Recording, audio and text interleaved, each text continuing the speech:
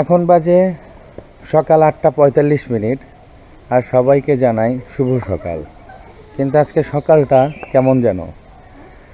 তো আজকে ঢাকার উদ্দেশ্যে রওনা হচ্ছি। এখন রওনা দিব। ট্রেন ছাড়বে 9:30-এ। এখন বাজে 8:45 আর 45 মিনিট সময় আছে। আর ট্রেন স্টেশন খুব সামনেই, কাছেই। সবাই দোয়া করবেন ঠিকঠাক মতো পরিবারকে নিয়ে যেন ঢাকায় পৌঁছাতে পারি। আচ্ছা, বাকিটা বলছি সামনে।